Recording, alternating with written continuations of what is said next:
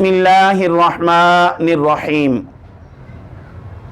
سوال کیا گیا ہے کہ کیا ایس ایم ایس کے ذریعے، میسج کے ذریعے طلاق واقع ہو جاتی ہے کہ نہیں؟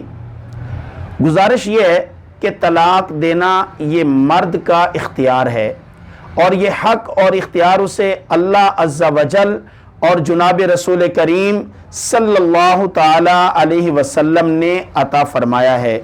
مرد اگر ہوش و حواس میں طلاق دیتا ہے، چاہے وہ زبانی ہو یا پھر سادہ کاغذ پہ لکھ کے ہو یا گواہوں کی موجودگی میں ہو یا بالکل اکیلا بیٹھ کے طلاق دیتا ہے، یا ایس ایم ایس کے ذریعے، کال کے ذریعے، واٹس ایپ کے ذریعے، غرضے کے کسی بھی طریقے سے وہ اپنا حق استعمال کرتا ہے، بہرحال طلاق واقع ہو جائے گی۔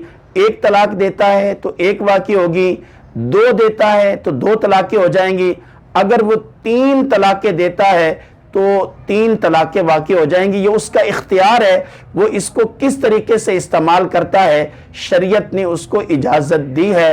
اگر وہ اپنا یہ حق اور اختیار استعمال کرتا ہے تو بہرحال طلاق واقع ہو جائے گی۔